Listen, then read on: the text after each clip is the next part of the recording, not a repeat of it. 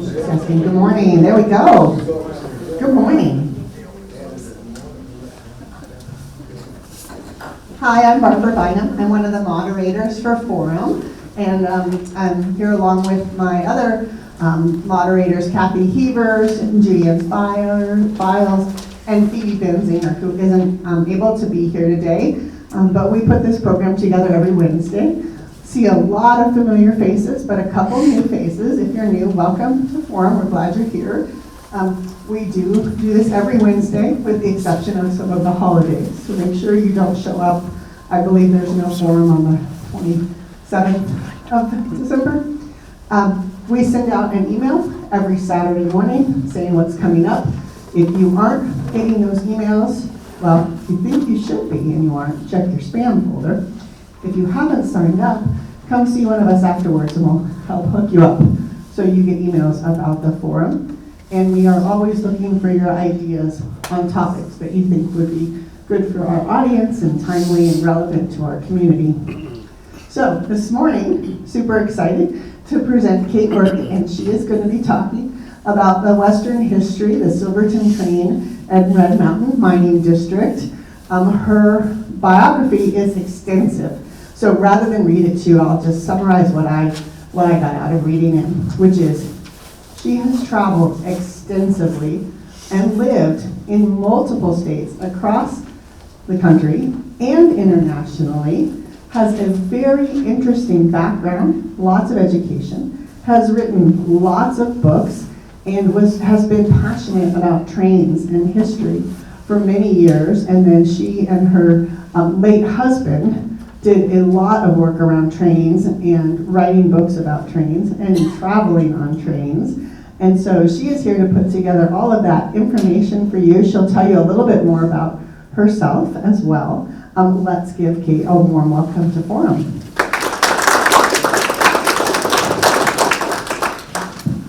Well, hello everybody. If you've heard me talk before, you know a little bit about it. My late husband, let me see if I can push all the right buttons here. My late husband was Jim Burke, and this point on the Durango-Silverton Railroad is known as Burke's Curve. We're pretty good friends with all of the staff there, and we did their magazine for a number of years. We also did them for the Royal Gorge. We worked with the Grand Canyon. We worked with one in Arizona, Cottonwood, quite a few of them. So we've had a lot of railroad experience.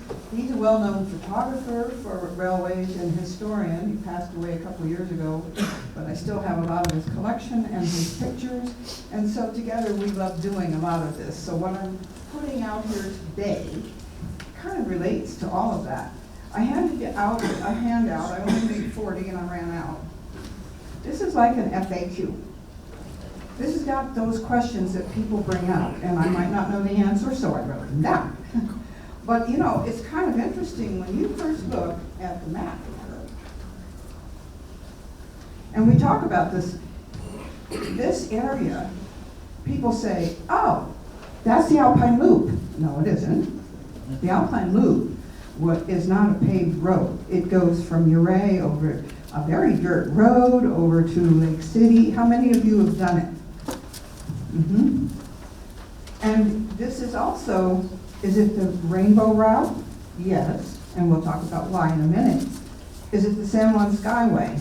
Kind of, right? Kind of. So pieces of it fit in there, but none of this is the Alpine Loop, because as we all know, that's not how that road works. Now, gold was, I'm going to say one other thing. How many heard me talk about gold and the gold rushes? Gold was first discovered in this country in the 1500s by the Spanish explorers, and the first gold rush was in North Carolina. And this area that we're looking at right here was one of the richest in the country, probably still is, and we're going to look at some numbers of how much ore came out of there. It's pretty amazing what they've done. All of this is amazing. When you look at this whole production we're going to talk about, nobody had to pull a permit. Nobody had to get government approval. When you look at these railroads, they could build them in just over a year. you could build a town in a week. And if you didn't like it and you wanted to follow where the gold and the silver was coming from, you just got your wagon, you loaded the town on it and moved a few feet this way or maybe a mile that way. So we're going to look at some of these towns on here as we go over this that moved quite a bit. Now people know we had 3 little narrow gauge railroads. We actually had 6. So this is the first thing I'm showing you here. We're going to concentrate today on the red line, which is the Silverton Railroad, not Durango Silverton. Durango Silverton follows that line down to the bottom. The Silverton Railroad was built by Otto Mears, and it's that little red line, and it was supposed to go from Silverton to Ouray, but it never made it. The last 6 miles, they couldn't do it. So they were still running wagons over there, even when the railroad was running the rest of the way. It went to Ironton, but they had a mill in Albany, and we'll look at a couple pictures, although I don't have mill pictures. The second railroad was the Silverton Northern, and it went up to Animas Forks, and we're going to take a look at that.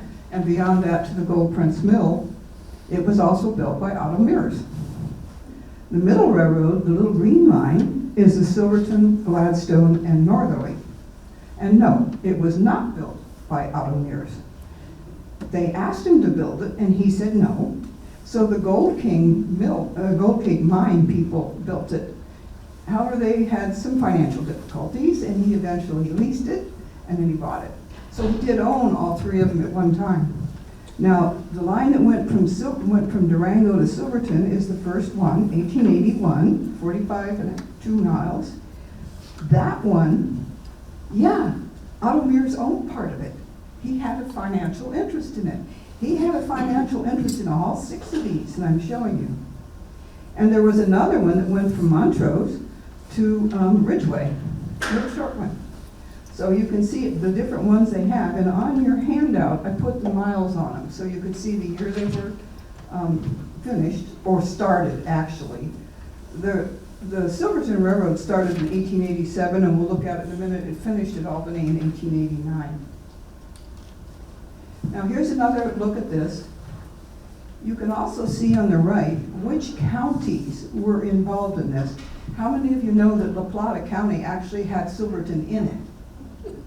In the 1800s, Howardsville in the beginning, Howardsville was the capital of that area that Silverton was in, and it was La Plata County. Later they carved out San Juan County, and then they carved out some of the other ones, and down in here you'll have, when you're looking at the full map, you're going to have Montezuma County and Dolores County. And I looked that up early this morning, and that actually those were founded in the early 1800s also. But the map didn't look like that.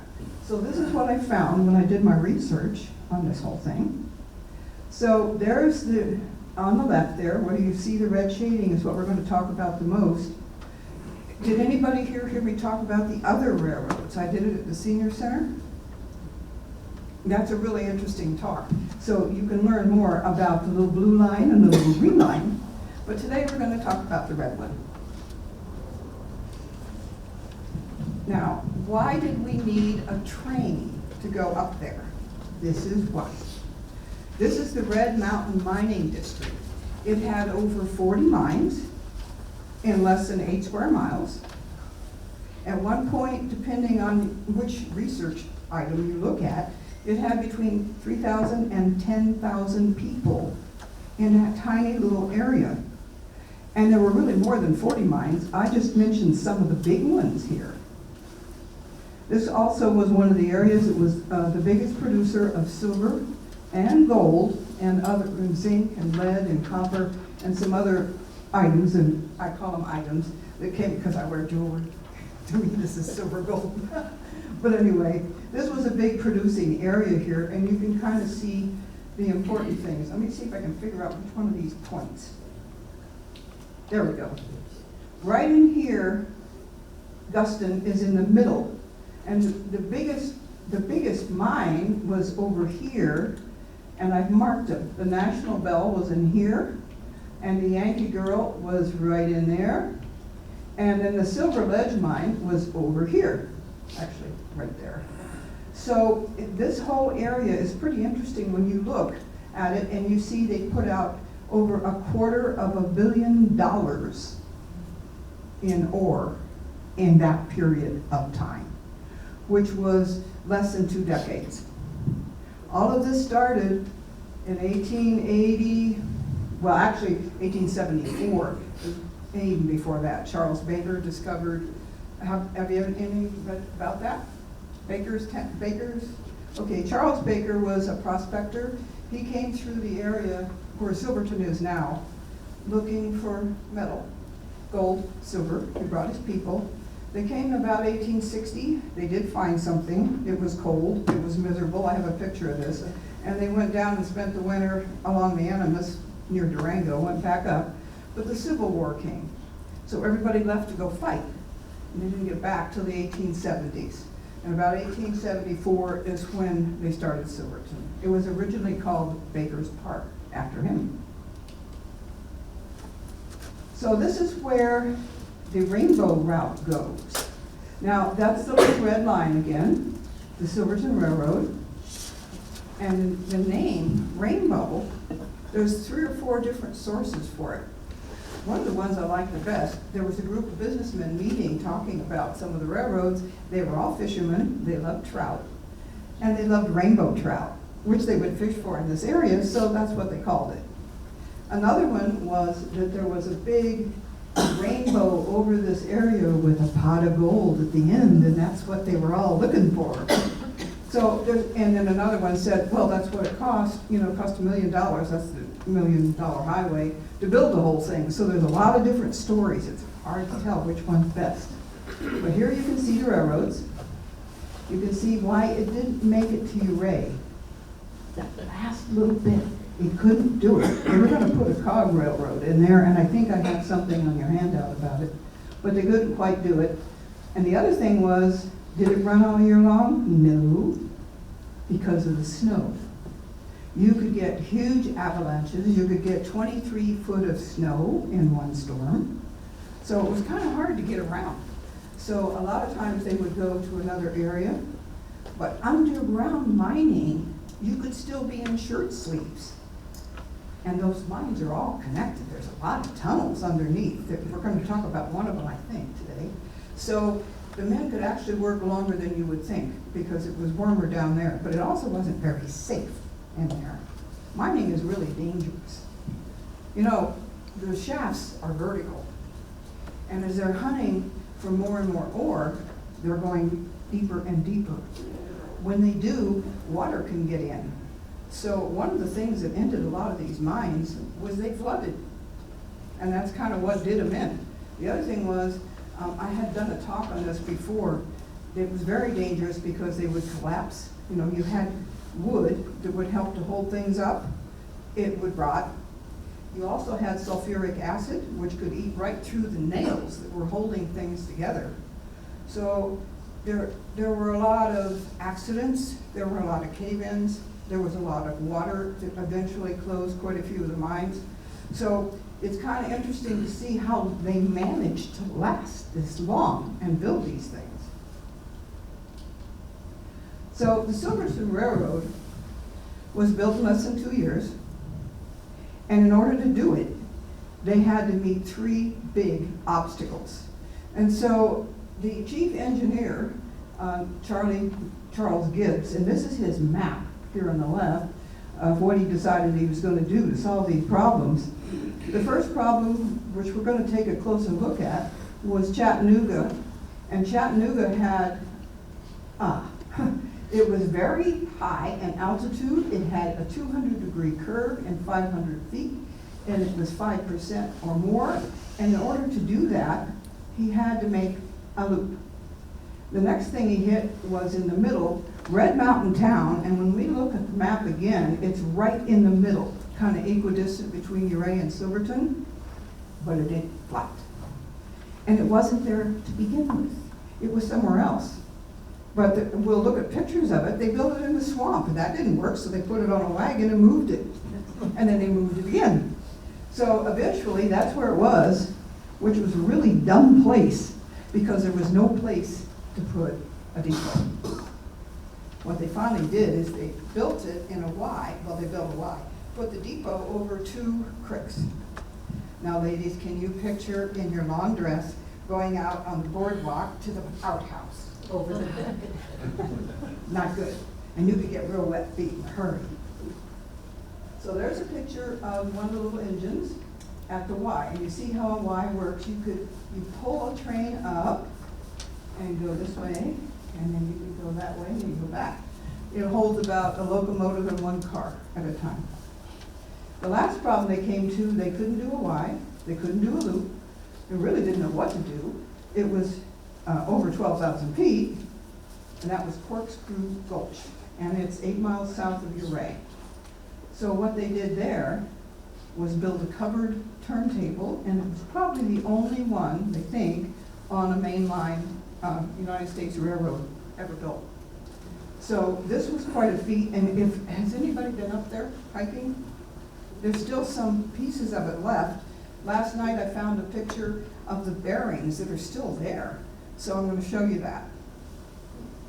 So these were the 3 big feats, and that's what we're going to talk about the most today. So this is the Silverton Railroad. You notice, oh, Otto Mears, see the little white arrow? He's standing there in front of it. Notice where they had a bit of a mishap there on the right. Again, can you imagine traveling on these narrow little ledges on one of those little trains? Or worse, on a stagecoach where there wasn't 2-way traffic. So here's our Red Mountain Mining District again, and now we're going to concentrate on the first stop, which was Chattanooga. And this is what they built. How many people have been over that spot as you go into Silverton? This is still there. It's a road now. Kind of narrow. Kind of tricky, but fun. You know, when we were printing the Durango and Silverton magazine, I printed in Cortez in the beginning. That's the printing press that we used. So I would be driving, and I lived in Uray. So I would be making the run to Cortez to print. That was really fun, particularly in the winter. And at the time I was driving a hot rod car, which it burned up on Lizard Head one time. After that I bought a Jeep. But some of these roads are pretty interesting. So we did a lot of time traveling around in here, taking pictures, doing it for the different magazines. It was really fun. But I didn't really recommend it in heavy winter. Now this is what Chattanooga looked like in 1887 before the train came in 87, but this is before it actually got there. Notice how everybody is traveling in buggies and wagons. And this is another town that didn't start there. It started as Mr. Sweet had a saloon, which, by the way, was always the first business in any town, was a saloon, followed by a brothel, and then followed by more saloons. Sometimes they had as many as 19. No school, no church, but they had 19 places to get the booze. So this is kind of how it looked, and they named that settlement in 1882 after the first saloon keeper. However, there was a place just up the road called Chattanooga, and everything looked better there, so they packed up and they merged, and the lady in Chattanooga came from Tennessee, and if you look it up, there's a Chattanooga in Tennessee, so that's what they named the town. So this is how it looked after they moved it once, before the railroad came. By the way, I tried to put your credits underneath each picture where I got them, so that you guys could look this stuff up later if you wanted to. That particular source, Western Mining History, is really good. They have a lot of stuff. By the way, on my website, I have these stories and I put all the references there so you can look things up. I didn't update it yet. So here is, we were talking about Chattanooga. Well, when the railroad came, it did pretty well, and then it died. And things didn't go so well. However, they had gold. And when they found gold, things perked right back up again. So, boom and bust. You know, you'd have ore, no ore, more ore, no ore. This was kind of typical. So this is what's left of the Silver Ledge. If you guys take that road, the Chattanooga area, you can see this on the side. I think, yeah, I have another picture and I'll show you. So most of the town burned in 1892, but a few of the buildings did remain. And then in 1904, things started picking up again because of gold, and then it died again. By the way, so here is how it looks today. Now, if you're familiar with that, again, you're coming from Uray, and you come around here, and then come around here, and go down to Silverton. Interesting point, if I get the button right, let's see. Right up here, any of you that have lived here for a while know there are hot springs up there, and the locals have some bathtubs up there. And the Silverton people will go up and sit in the bathtubs in the hot springs. It's not a tourist site. But we had a place in Silverton for a number of years because we did the magazine for Silverton too. So we stayed there all summer, and like everybody else, we packed up last train, we hauled out and went back to Uray, and then first train, we were there. My husband and I went to the first train every year to celebrate, and then October the 1st, we went on the parlor car with a group of friends from all over the country. The first time we went, it was just us and some friends. Each time we went, more people joined us, and over more than 20 years, it was the same group. We saw them once a year, riding the parlor car, and then we wouldn't see them till the next year, which was really fun. And we told them about that little place up there. So the next thing that Mr. Gibbs had to deal with was the Red Mountain, and we just looked at that picture where there's really no place. So the big mine there was a national bell. There's two things left in this area. One's the old jail, which was pretty substantial, and the other is some pieces of the mine and of course tailing piles. But this is how the railroad looked here. This is the passengers at the stagecoach. Now, they're getting on the stagecoach because they're on their way to Uray, and the train isn't going to get them there. So from here, they could ride the train as far as Guston, which had a passenger station, not really a depot, and they could also take it to Ironton, which had a pretty big depot. But a lot of them switched to the stagecoach right here. I don't know why. And Otto Mears is in this picture down on the right, far right. And again, ladies, can you picture getting on and off the stagecoaches and the trains and the mud and the dirt and the long dress dragging in the mud? And we didn't have Maytag washers then. It was hand washing. Now, Red Mountain started out, remember I told you they moved? This was the first place they were. It was called Sky City. They built it in the winter. The ground was frozen.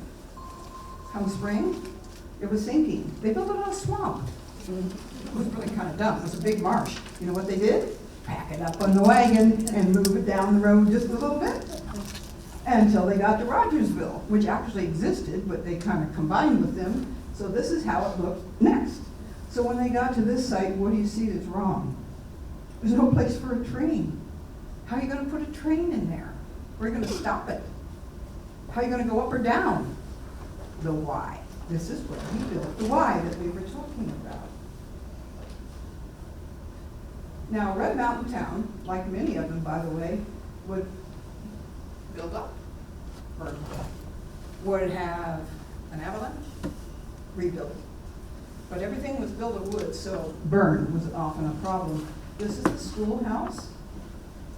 Here's the downtown. Take a look at that downtown. It's lower picture right down here, because we're going to look at that again in a minute. This whole area, and see what happened. This is a National Bell up here. This was one of the biggest producers in the whole area. Now, we looked at that district again. That's 1892. 1893, it burned. Notice they have tents. They went back to tents. A couple buildings survived. There's a big one back here. And here they are getting on the stagecoach in this area that you're just looking at to go on. So even when the train, even when it burned, they kept going through because you had a lot of ore to get out and you had to get the people in. one of the more interesting things on the train, I should have backed it up. You could be an investor from Europe or from back east and want to invest in these mining towns or in a mine. You could ride on the train, never get off, take Otto Mears' train from Silverton up in there and take a look at everything and decide to give them some money or not.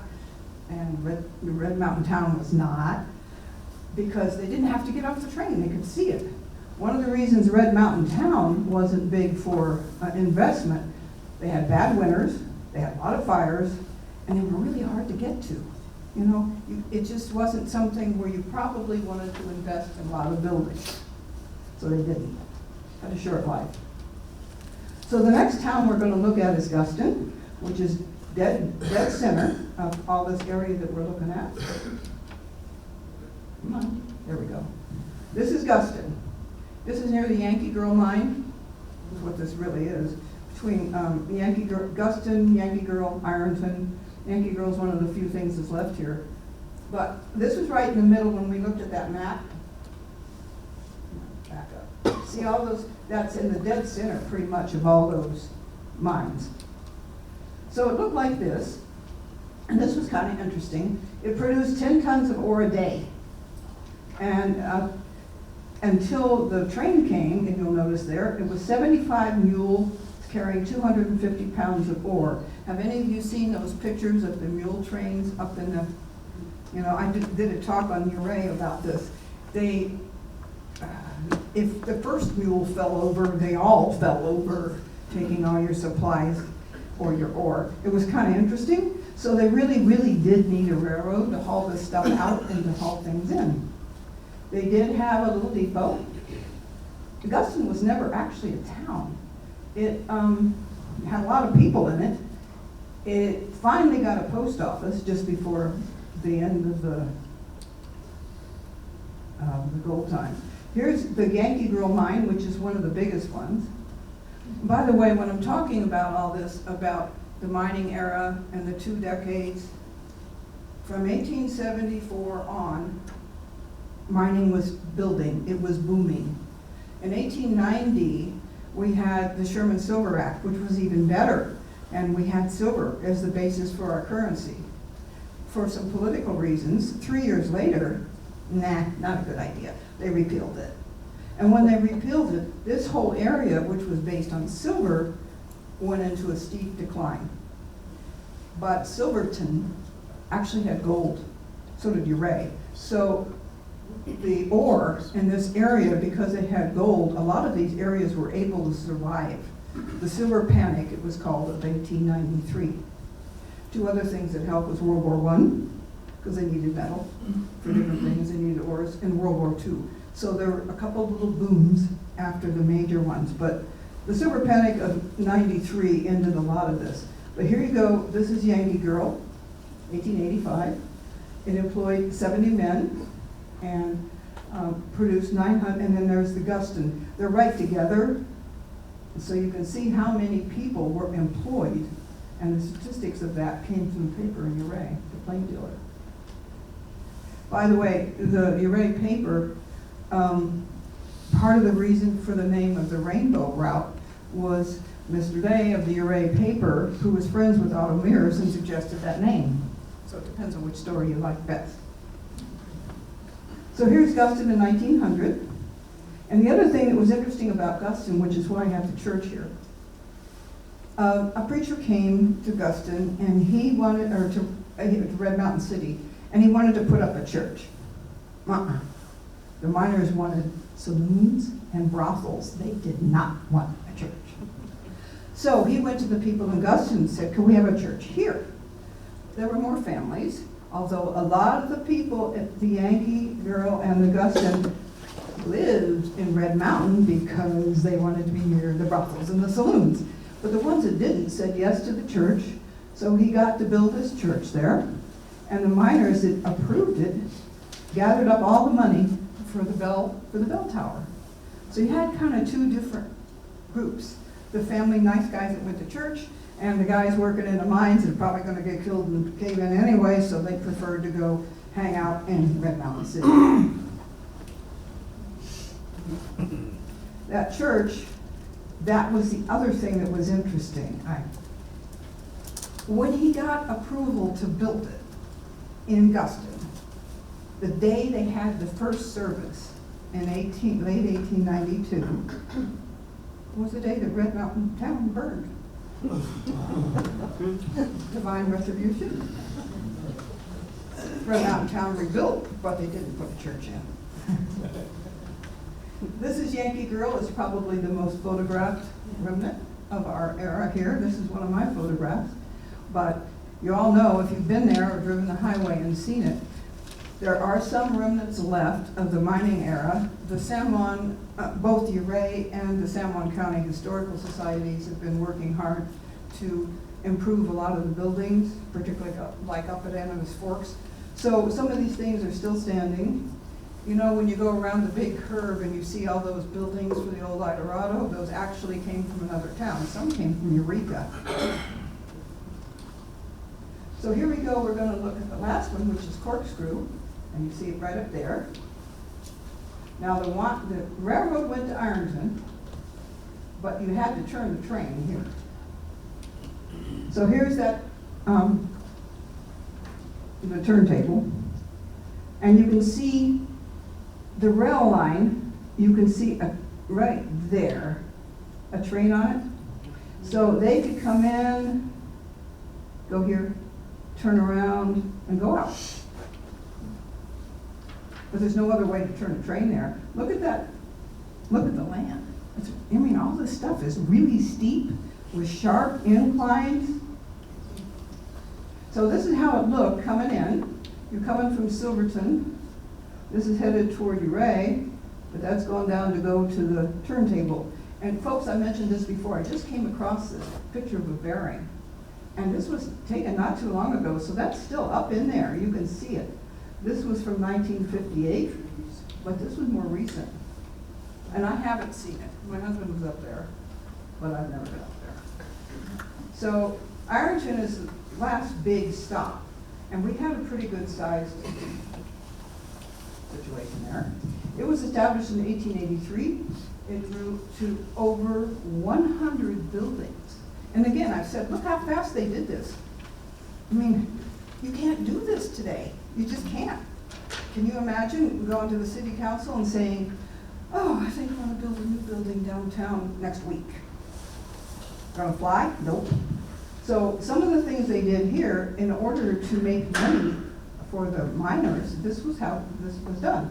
This was incorporated in 1884, and it actually moved once too. They packed up some of this one time and moved it again. You can still see quite a bit of this when you're driving south out of Uray. You can see some of the remnants.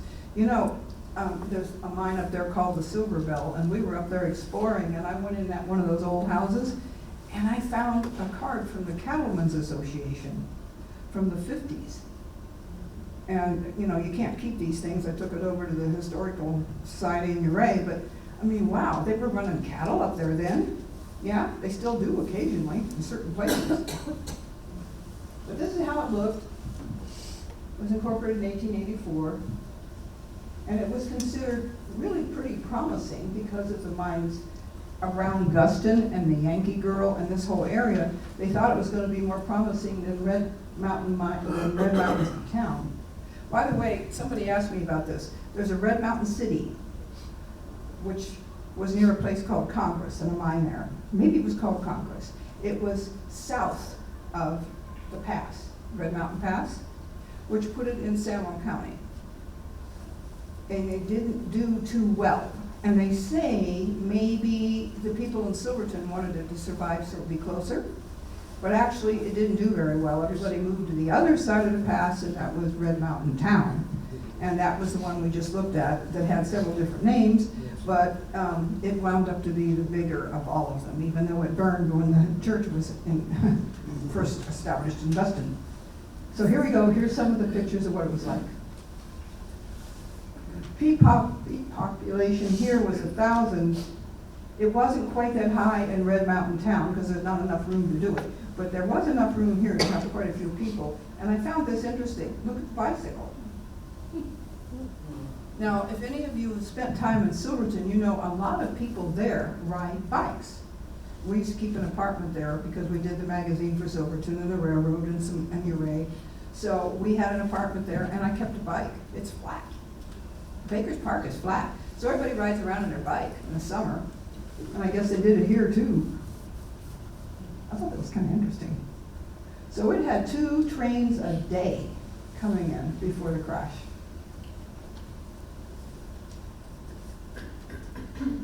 Okay, this was the end of the line. Now right here, familiar? I misspelled legends, I see. This is the areas you're going to Uray. And again, think about it. You're in the stagecoach. You're in a wagon. It's steep. Somebody's coming the other way. Nobody had a horn dog. What do? You back up a 6-horse team? I've never gotten an answer to this. And never. I don't know what they did because they didn't have timetables. And by the way, just north of here, and on the way to Uray, Otto Mears had a toll road, which this Red Mountain, the Silverton Railroad, is his old toll road. At Bear Creek Falls, which is past, where the road is only dirt, he had a toll house. You had to stop and pay toll. You could also buy whiskey, and you could buy cigars while you were paying your toll. And your toll was based on how many horses, the size of your wagon, and if you had cows pulling behind your wagon, toll for the cow. And, oh, you're bringing an extra horse, toll for the other horse.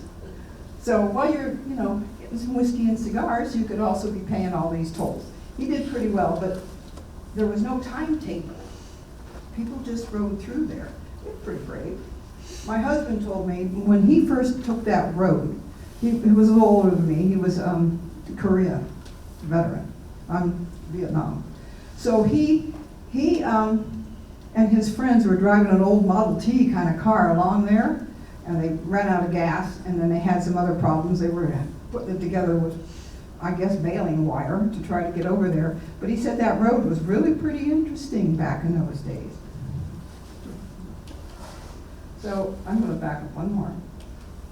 So there's the snow tunnel, and I found this interesting. Look at this picture. They're still trying to keep the place going, and they had a post office there for a while, but they never got the train through, and this is how it stayed until it was paved. So while we're looking at this, we're good for questions here. We have a few minutes. We can answer questions. And if you've been to forum before, you know that we pass around the mic so that everyone can hear your question. So.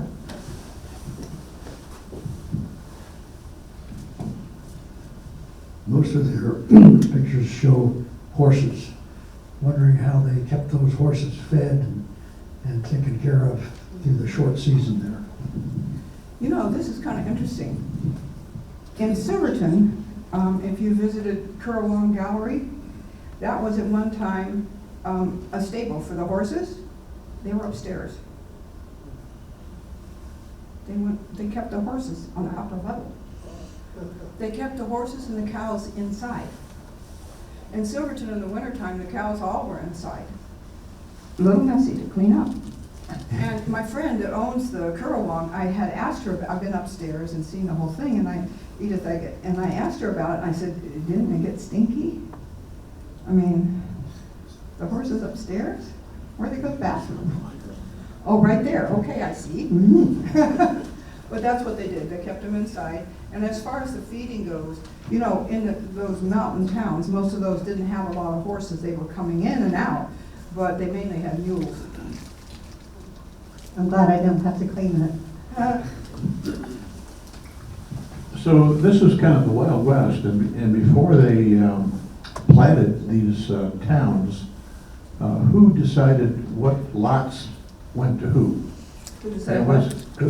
who was the deciding person that decided, where you're going to build a saloon or where you're going to build a feed store and so on? I mean, how did that, was there fights about this or what? I don't think so. You had speculators who made a lot of money just, like they would owning mines. But when the miners came through and they're starting to they start out with a tent city, and usually the first saloon is the back of a wagon, and perhaps the first brothel is a tent next to the wagon, so you didn't have to go very far between your women and your whiskey. So that guy that came in with the wagon, I think I'll just go ahead and build something here. There was really nobody that you had to deal with. Like I said, we didn't have pesky permits. They didn't have any of that then. They did eventually, in particularly places like Uray and Silverton, the bigger towns, but the little ones, it was throw it up, burn it down, move. So it's wherever you parked your wagon, pitched your tent. So much for planning commissions. What other kinds of questions do we have this morning?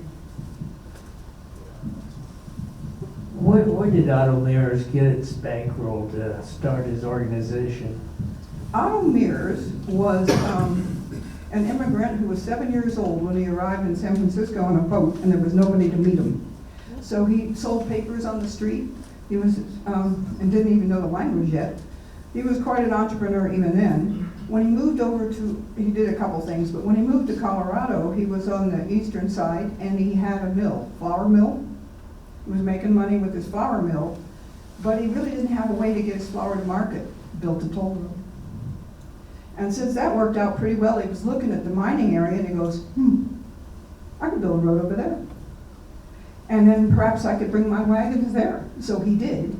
And he just kept improving ways to get his stuff to market and then building roads to do it. And each time he was making more money. And then the bigger roads, of course, he had financing. He went and got financing for that. That wasn't all his bank, but he died a very rich man in California. Some of these guys didn't, but he did. Did he ever get married and have kids? Did he ever get married and have kids is the question. He had a son-in-law, Richard, who ran one of these little railroads for him. He had, he started getting financial trouble in one of them, but he just got involved in another one. And he went and he was actually president of Mack Trucks on the East Coast, another railroad. And while he was doing that, he had a son-in-law running the Silverton, Northern and Gladstone, and Silverton Northern. Guy's name was Pritchard. And he did okay, but it still wound up in receivership. But Mr. Mears figured out how to do that, how to make money out of it, how to sell it. He was amazing.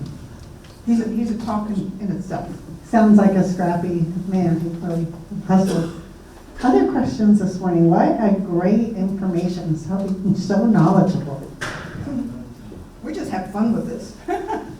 You mentioned your website, and you don't have that listed on the sheet? No, my website is my name, KathrynRBurke.com. Pretty easy to find, right? Yep. Don't forget the R. There's a Kathryn Burke who's an opera singer, and she's forever sending me emails. Please don't send people to me about this stuff. And there's another Kathryn Burke who is a doctor in the Seattle area, and she doesn't appreciate it either, so be sure to remove the R. Right, and if you get emails about singing at events, you say, yeah, don't bother me about that. No, I also publish books, and there's another, and San Juan Publishing, and there's another San Juan publisher who's in the Pacific Northwest, Seattle area, and I'm forever getting calls about, can we reorder this book? He doesn't have a website. He's just a pain in the patoot. So I have to call him and go, you know, your guy, so-and-so that just bought this wants some more books. At least you're coordinating the effort, right? There's a Barbara Bynum in Delta. I've never talked to her, but every once in a while people tell me their rent payment isn't going to come in on time. And that's not me. She apparently is a landlord. Someday I'll meet her. There's also a Kathy Burke in his Chimney Peak Ranch. And when I go to the liquor store to buy my booze, you know, you get points. Oh, I'm like, don't give it to that one. It's mine. But I have 489 in my number. I've been there for a while. We've been there for a while. Any other questions before we wrap up this morning? Okay.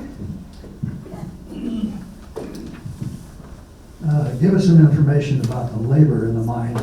I understand most of it's immigrant labor. Where did they come from? They came from Europe. Austria was one of the big ones. Silverton has the Tyrol people that were there, half Italian, half German, half Swiss. But they came from England, Ireland, Italy. A lot of them came from Italy and from the Tyrol. And were you guys there when I was talking about Silverton before? We had some people in the audience that were related to Gerald Swanson. He was the mayor there for a number of years, and he was Tyrolese. But his dad was actually Norwegian, so they came from all over. Norm, can I put you on the spot and ask you to share a little bit about your family history? What your dad did, where they were from, and why your mom left? Not your dad, but the town. My father worked in the mines around Colorado, and the one that he was at the longest was the Shenandoah. He was a hoist, they called them engineers then, for a number of years there, and then with an accident why he died as a result of a blood clot.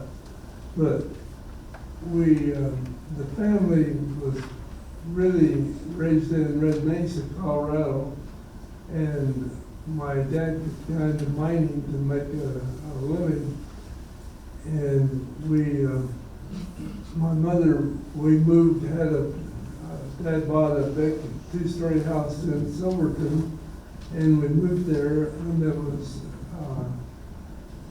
well, I thought it was great, but my mother didn't like the environment there, all the drinking and everything, so she, after about 6-8 months, she moved us to Montrose, where I went to school, Morgan grade school, for about a year, and then she moved us to Provo to get us a clean environment. Thanks for sharing that. Silverton is still kind of wild. You know, when we had our apartment there, the people that own handlebars are kind of family. And so I had my apartment across the street, and it was wild. The parties they would have there at night, particularly at the old POW, which is a different restaurant now. But I mean, and down at the Miners Tavern, people would be shooting. They'd be playing bingo in there, or playing cards over there, and somebody would pull a gun. Well, my husband and I were in the liquor store talking one day, and a friend of ours, who was no longer a friend after this, pulled a gun on us. You know, and it was loaded. He thought he was joking. It was loaded. Wild town. So in terms of the workers, I had read when they built the Gunnison Tunnel that they brought workers from the southern part of the United States to do the tunnel. They would last 2 weeks, and then they'd want to go back home because they didn't like the weather here. When the immigrants came, did they stay? Or did they do the same thing? They came, they didn't like the weather, and they took off. They stayed. When they came over here, they were hoping to get rich, the miners. And also, you know, the mines fed them very well. They had the boarding houses, they had the best of food. They really tried to do well by them. But there was a lot of illness. There was the sulfuric acid. It was dangerous. But there was always the hope that you'd hit it big. So they didn't usually. Fascinating. Looks like we're going to wrap up this morning with that last question. Let's give her a big round of applause.